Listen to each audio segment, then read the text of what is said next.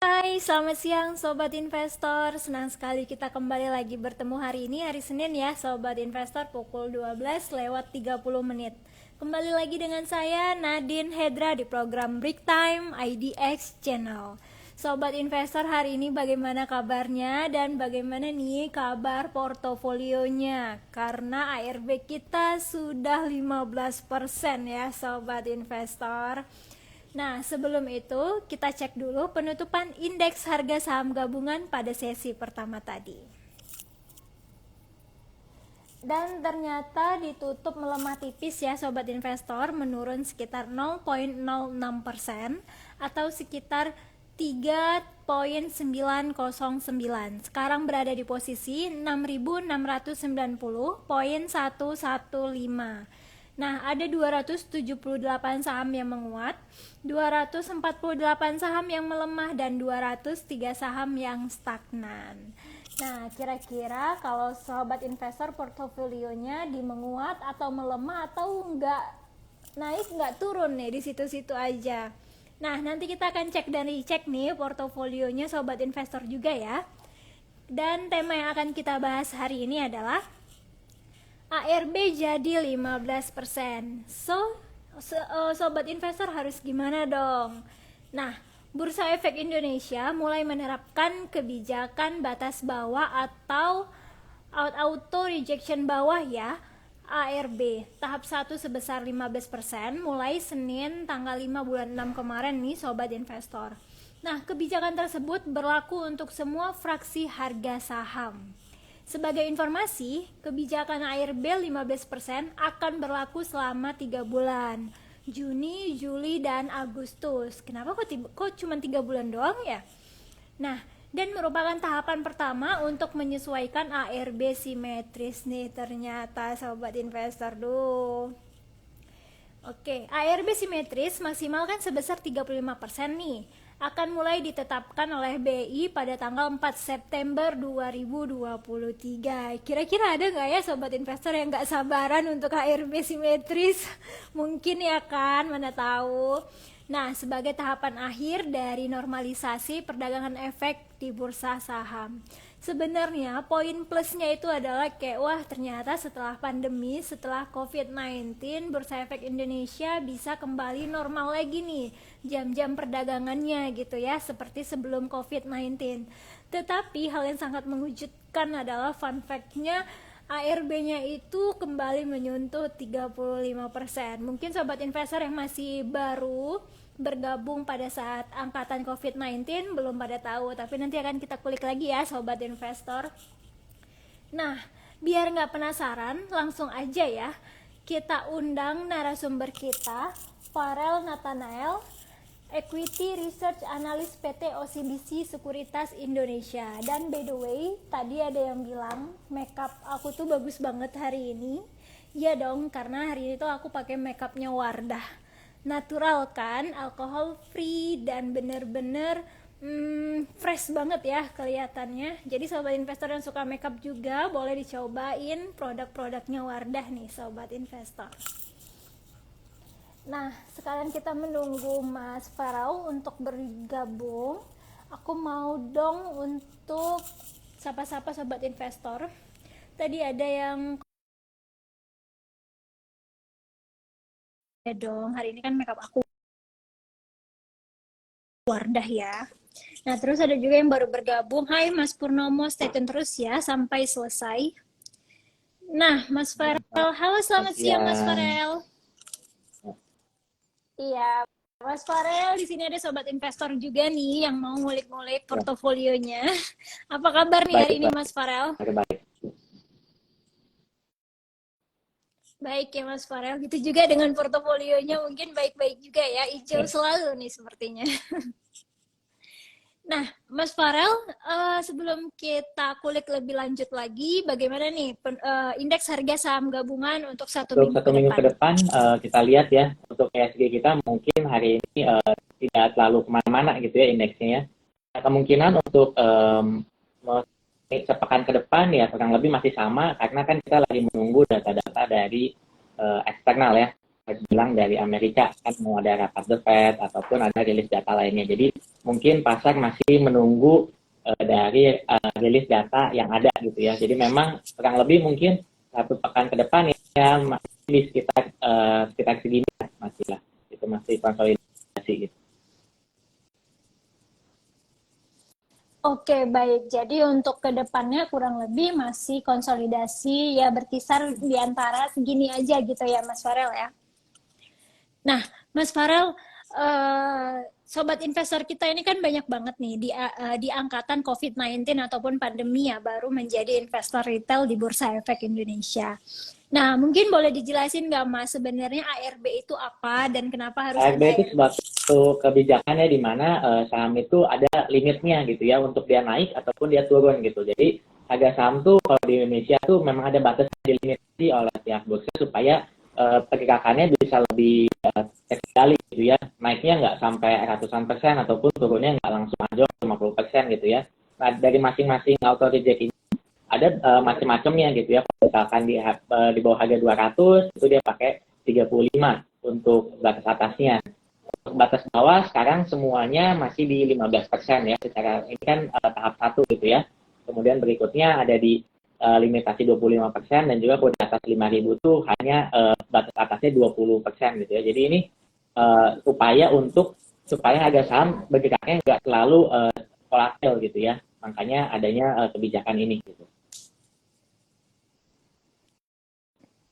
Oke, baik. Jadi ARB itu kurang lebih untuk membatasi penurunan harga saham yang anjlok gitu ya, Betul. Mas ya. Ya, Mas Farel, maaf, sinyalnya sepertinya kurang jelas nih, agak Oh ya, sebentar ya. terputus-putus. Ya, sama-sama udah jelas. Iya, masih agak terputus-putus, tapi Oke. so far better sih. Oke, baik. Nah, terus Mas, kalau misalnya kita ngomong-ngomong masalah ARB nih, kemarin kan waktu pandemi ARB ditetapkan hanya minus 7% paling besar ya. Dan itu pun bisa ARB beruntun sampai kurang lebih 7 harian gitu ya, baru locknya kebuka. Nah, sekarang diberitakan bahwasannya ARB 15% nih. Nah, beruntunnya ini ada batas berapa hari nih, Mas? Kalau 15%, soalnya ngeri-ngeri sedap juga Iya, ya 15% 15%. ya, jadi lebih volatil pasti pasarnya. Tapi ini juga sebetulnya bisa dipandang secara positif itu dilihat dari momentum gitu ya. Bagi yang mungkin sedang trading gitu ya. Nah, ini lebih besar gitu potensi untuk cuannya juga gitu. Jadi memang untuk ARB ini memang akan memberikan dampak lebih volatil, tapi ini juga bisa dampak positifnya bisa menjadikan momentum untuk rekan-rekan semua untuk trading. Kalau misalkan fokusnya trading jangka pendek gitu ya, gitu sih.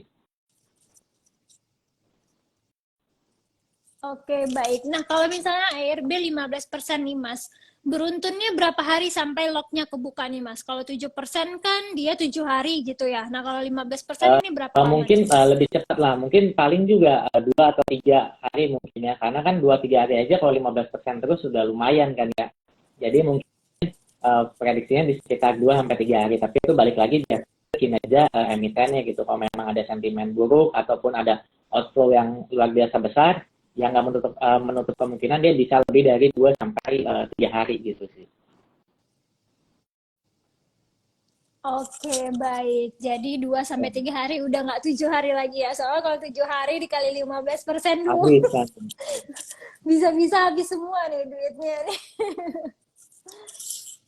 Nah, kalau misalnya nih Mas, seperti saham-saham teknologi nih, banyak banget nih ya kan yang menjadi korban. Salah satunya Goto yang anjlok 14,97% nih di hari pertama pemberlakuan ARB. Nah, kalau itu tuh hari pertamanya itu sobat investor bakalan langsung dikasih batas bawah 15% juga tetap atau bagaimana nih Mas?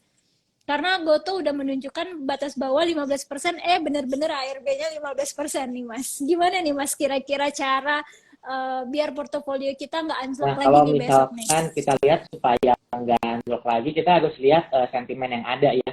Kalau kita tadi fokusnya, contoh kasusnya kita pakai GoTo ya. Nah, kalau GoTo ini kan, karena memang sebetulnya kemarin pada tanggal 31 Mei memang sempat dia naik di perdagangan itu atas, bahkan dia hampir naik 35% karena kan memang ada flow asing ya, karena dari balancing dari MSCI sendiri gitu ya.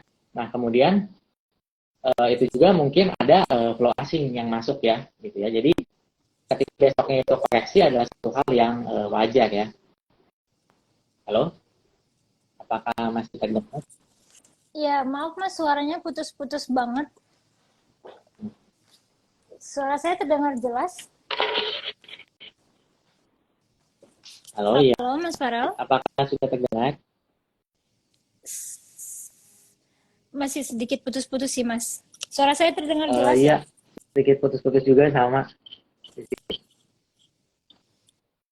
Oh, oke, baik. Nah, Mas, kalau misalnya nih, saat ini kan bisa dibilang kondisi pasar sedang volatil nih akibat pemberlakuan HRB 15%. Terkejut lah ya, tiba-tiba dari 7% ke 15%. Nah, kira-kira ini akan berapa lama nih, Mas, kondisi Kalau volatilnya untuk nih, Mas? hasil sendiri mungkin sekitar 1 bulan lah ya. Jadi ini kan untuk supaya semuanya beradaptasi dulu gitu ya. Jadi perkiraan sih sekitar 1 bulan juga mungkin pada investor sudah bisa beradaptasi lah dengan pemberlakuan kebijakan ini gitu. Oke, baik. Jadi kira-kira 1 bulan untuk beradaptasi gitu ya. 1 bulan lagi udah mau masuk September ini. Udah 35% lagi ini. Nah, kalau untuk saham-saham ya, saham-saham apa nih yang patut diwaspadai dengan mulai diperlakukannya ARB 15% ini, Mas? Karena kan dengan pemberlakuan ini, selain melihat fundamental saham, apalagi yang harus diperhatikan oleh Sebetulnya patut investor? diwaspadai itu bisa lihat dari ya, yang beredar di pasar ya. Apalagi kalau misalkan yang kita miliki itu likuiditas dan juga market cap-nya yang kecil. Itu kan bakal gampang banget untuk gerak ya. Jadi kita harus lihat juga rumor yang ada seperti apa gitu ya. Dan kalau kita sebagai investor melindungi diri sendiri, itu kita harus bisa disiplin untuk melakukan stop loss gitu ya. Kalau misalkan memang sudah di luar trading plan kita gitu ya, kita harus mulai disiplin karena sekarang minusnya udah 15% gitu ya, kalau 7% gitu ya. Sekarang kalau misalnya kita nggak disiplin ya bisa-bisa uang yang kita miliki bisa lebih cepat hilangnya gitu ya. Jadi memang harus dilihat gitu ya. Kemudian bisa lihat juga dari sentimen perusahaannya juga gitu ya. Bisa juga lihat juga dari makroekonominya karena itu pasti akan berimpact ke industrinya gitu. Jadi sebenarnya mungkin bisa lihat ke yang seperti itu gitu ya untuk rumor dan juga bisa dilihat dari sentimen makroekonominya gitu. Oke, baik. Jadi bisa dilihat dari sisi sentimen makroekonominya juga. Dan kira-kira kan Mas, kalau misalnya ARB diperlakukan 15% ataupun nanti kembali normal lagi 35%, kira-kira dampak positif apa nih Mas? Apa cuma ada negatifnya doang? Duh, portofolionya jadi Ya, minus sebetulnya banget. kalau kita lihat dampak positif ada sih sebetulnya. Dampak positifnya itu jadi harga bisa langsung bergerak ke yang market mau gitu. Langsung terrefleksi di market tuh memang harga saham ini harusnya di berapa gitu. Jadi nggak berjilid-jilid gitu ya. Nah, um, sebagai investor kita harus lebih cermat jadinya dalam membeli suatu saham karena dulu mungkin salah pilih saham 7% gitu ya. Kalau sekarang bisa sampai 15% gitu ya. Jadi kita harus cermat lagi dalam memilih satu saham gitu ya. Karena harus diingat juga bagi investor sendiri semua, beli saham itu sama dengan kan kita beli perusahaan ya. Jadi pastikan barang yang dibeli itu sifatnya bagus gitu ya. Mungkin bagi rekan-rekan di sini mungkin bisa lihat juga dari sisi kesehatan dari company yang akan dibeli gitu ya. Nah, mungkin bisa lihat juga dari sisi utangnya mungkin gitu ya. Kemudian bisa lihat juga dari profitabilitasnya apakah memang company tersebut di profit atau enggak. Kemudian kita juga bisa lihat dari pertumbuhan growth-nya gitu ya, seperti apa gitu. Karena misalkan suatu company itu bertumbuh tapi growth-nya tidak konsisten, itu akan menghasilkan suatu sentimen yang kurang baik juga gitu ya. Kemudian terakhir mungkin kita bisa lihat value-nya gitu ya, value secara intrinsiknya seperti apa itu nilai intrinsiknya. Mungkin ada yang terbiasa memakai DCF atau mungkin metode yang biasa itu kan relative valuation mungkin ya yang kita lebih paham gitu ya untuk investor ya pakai PE atau PBV itu kan relative valuation. Jadi, tinggal kita lihat gitu ya kalau misalkan udah ada terus value-nya udah murah, nah barulah kita bisa masuk gitu ke company tersebut gitu. Oke, Baik, sobat investor yang ingin bertanya, boleh ya langsung ketik di kolom komentar. Mungkin ada yang mau cek dan recheck portofolionya juga, akan kita tanyakan dengan Mas Farel. Nah, Mas Farel, kira-kira strategi nih, Mas, untuk menghadapi yang 7% dengan yang 15%, apa nih strateginya nih, Mas, Juga perbedaan? untuk strategi sendiri kita harus lebih disiplin aja sih kuncinya ya. Kita harus disiplin dalam kalau misalkan kita trading plan itu di luar gitu ya. Nah itu kita lihat gitu. Kita lihat apakah memang udah di luar gitu ya. Nah kita harus disiplin strateginya. Kemudian kita harus lihat lagi secara lebih teliti lagi gitu ya, mengenai industrinya ataupun siklus bisnisnya seperti apa gitu ya. Karena namanya di pasar saham ini penurunan tuh bisa dalamnya, apalagi sekarang kan di 15%. Jadi memang kuncinya, satu-satunya kunci kita melindungi diri kita sendiri adalah disiplin dalam trading gitu, atau dalam investasi. Kalau memang ini udah turunnya di luar prediksi kita, ya kita lebih baik untuk cut loss dulu gitu sih. Oke, baik. Jadi benar-benar harus money management ya Mas ya, apalagi sebentar lagi sudah mau simetris 35%. Nah, kalau misalnya seperti di awal tadi kita berbicara ARB beruntun atau yang namanya berjilid-jilid nih. Kita mau jual juga nggak ada yang beli gitu ya. Nah, kalau ini kita harus menghadapinya gimana nih Mas? Apa benar-benar tunggu ARB-nya selesai? Wah, itu bisa habis sih uangnya portofolionya Ya ya. memang kalau kita lihat seperti itu, memang cara satu-satunya ya kita sebagai investor retail ya kita hanya bisa antri aja gitu ya, kita antri jual gitu ya. Cuman sedikit saran mungkin atau tips ya bagi yang mungkin biasa trading mungkin udah tahu sih, dimana kalau kita ini misalkan harga berjilid-jilid kayak misalkan 2 atau 3 hari atau 4 hari gitu ya, kita jangan jual langsung di harga di hari tersebut. Contohnya misalkan harga sahamnya mungkin secara dibuka di 100, berarti kan mungkin di harga di 85 ya kan. Nah kita bisa tunggu jualnya jangan di 85. Misalkan ini udah hari ketiga atau hari keempat, karena biasanya hari pembukaan berjilid itu sempat pasti dia lebih volatil hari itu. Nah jadi begitu harga naik, kita bisa jual. Jadi kita punya minus itu nggak terlalu dalam gitu loh. Jadi itu mungkin sedikit tips, mungkin bagi yang mungkin senang trading mungkin udah tahu tips ini gitu ya. Jadi nggak langsung jual dikit tiap hari gitu ya. Jadi memang kita tunggu aja ya. Oke gitu, tunggu jadikan pembelajaran. Yang dimention yang tadi juga betul, kita lihat manajemennya, apalagi kan resiko lebih besar ya, di all in ataupun masuknya besar sekali jadi gitu ya, jangan gitu. Jadi kita harus masuknya juga secara bertahap aja gitu, karena lebih baik kita ketinggalan cuan sedikit dibanding kita nyangkut di satu saham. Itu ya lebih parah kalau kita nyangkut di satu saham gitu sih. Oke, baik. Yang iyanya nanti udah cuan dikit, dikumpul-kumpul, ternyata kena ARB. Aduh, udah habis cuannya. Nah, oke, baik. Mas, kalau misalnya nih, masalah ARB gitu ya. Sobat investor ini kan banyak banget nih gabungan dari COVID-19 gitu ya, investor retail yang baru bergabung di COVID-19. Nah, mereka kan pasti kaget banget ya dengan yang tiba-tiba 15%. Tadi aja ada yang komentar, wah saham ini ARB nih tiba-tiba ini gimana? Nah, kayaknya dia tuh baru investor retail COVID-19. Gimana tuh Mas untuk menghadapi mentalitas? Mungkin bisa sedikit kata-kata gitu ya buat sobat Ya investor biar nggak shock perlu gitu. diingat ini adalah di bursa saham ini kita harus membeli, ini kan beli saham itu sebenarnya beli company ya. Jadi kita harus ngerti dulu gitu apa yang kita investasikan gitu. Ini produknya apa sih, sahamnya apa sih gitu ya. Dan juga kita punya gitu investasi dan juga trading plannya seperti apa. Kita harus ngerti dulu gitu ya. Kemudian yang paling terakhir, yang paling penting adalah investasi dengan yang dingin gitu. Jadi itu untuk mental kita, jadi nggak ya kena mental lah ya. Kalau misalkan kita pakai uang panas atau kita ngerti bisnisnya itu kan lebih bahaya gitu ya. Jadi memang itu sedikit tips ya untuk bagi teman-teman yang mungkin baru mulai investasi di tahun 2020 mungkin, atau di tahun pas COVID gitu ya. Nah, jadi memang kita harus ngerti dulu sih apa yang kita beli gitu. Ini yang kita beli itu perusahaan loh gitu ya, bukan untuk spekulasi harga naik atau harga turun. Cuma seperti itu gitu. Jadi cara pandangnya memang harus dirubah gitu. Dengan begitu nanti teman-teman di sini semua mudah-mudahan bisa terhindar dari ARB berjilid-jilid gitu sih. Oke, baik. Nah, Mas, kalau misalnya nih kita ngebahas tentang proyeksi saham GoTo ya. Saham GoTo ini kan kemarin baru diambil alih nih dengan Mas Patrick Waluyo gitu ya. Kalau misalnya orang yang kaget, wah gila sih Mas Patrick sampai harus turun tangan gitu.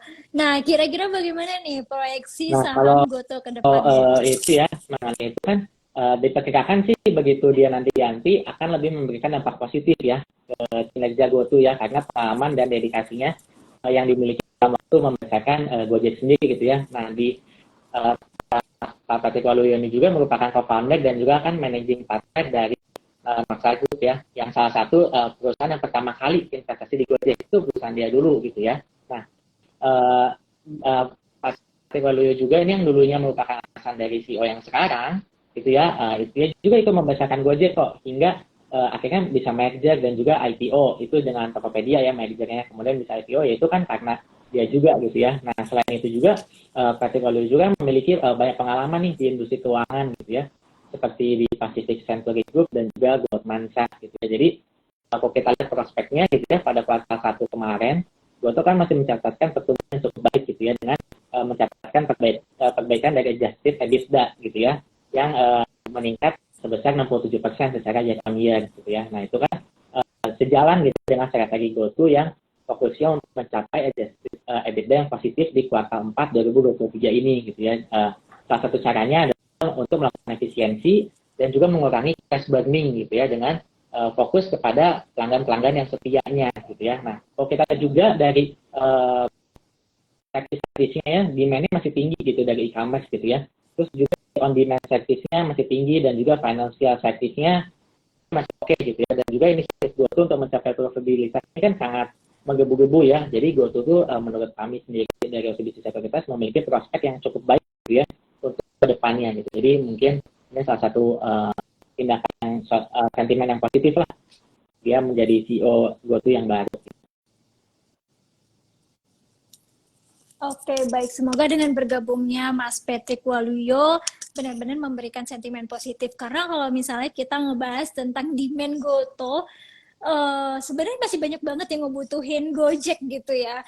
Kayak saya sendiri aja tuh sangat ngebutuhin ojek online loh. Kalau nggak ada ojek online, aduh saya juga nggak tahu nih mau kemana-mana harus naik apa gitu. Nah, Mas Vero, kalau misalnya kita ngebahas tentang saham jangka panjang nih, kalau kayak perbankan kita tahu sendiri ya, ada BBCA, BMRI, BBNI dan lain-lainnya yang bisa kita investasi untuk jangka panjang. Nah, selain di perbankan nih, Mas, kira-kira saham apa yang bisa untuk Oke, benar-benar kalau kita jangka panjang lihat nih gitu?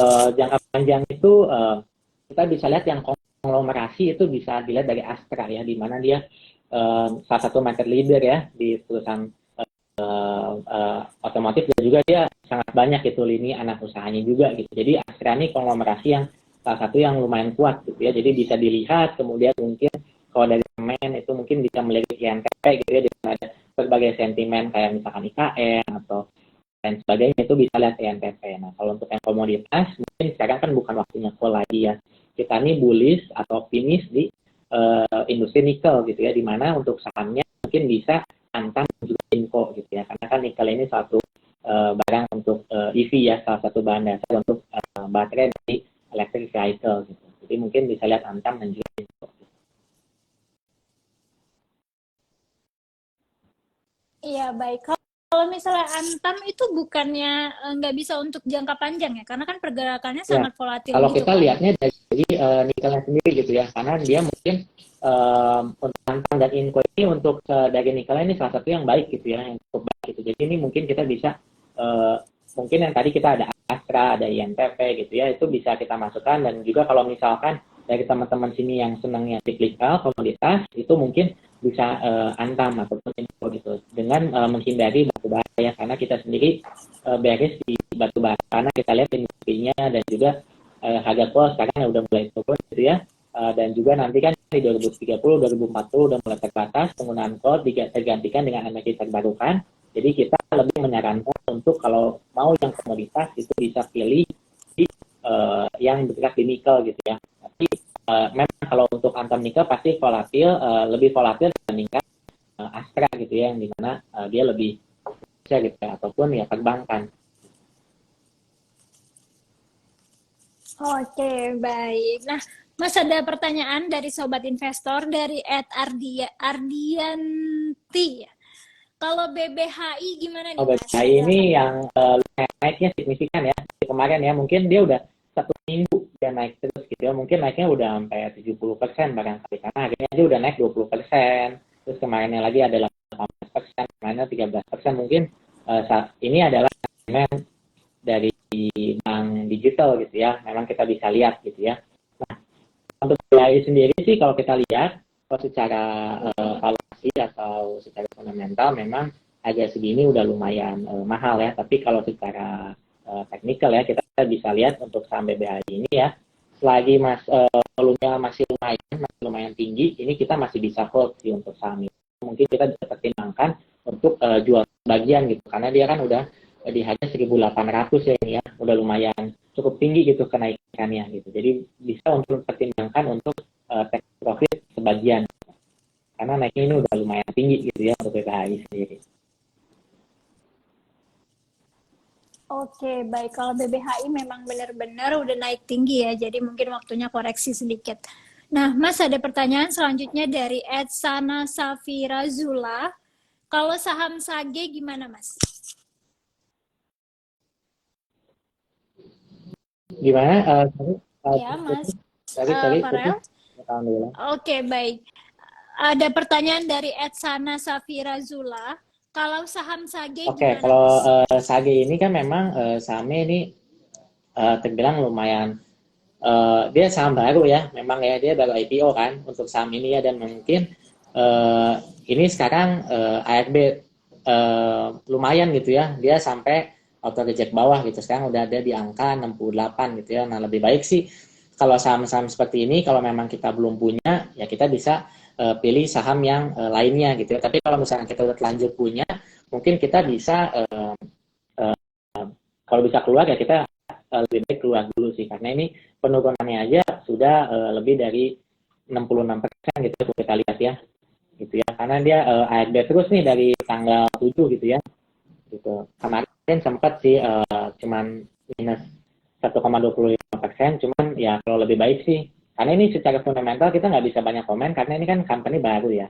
Tapi kalau dan juga di bidang properti dan juga ada estate ya, di mana yang gede-gedenya aja ya di situ-situ aja harganya gitu ya. Jadi kalau secara fundamental kita nggak bisa terlalu banyak komen, tapi secara teknikal ini juga udah IPO juga ya, kita nggak bisa analisa secara kemarin-kemarin kan ini saham baru. Jadi kalau lebih baik dipertimbangkan untuk menjual sahamnya gitu sih.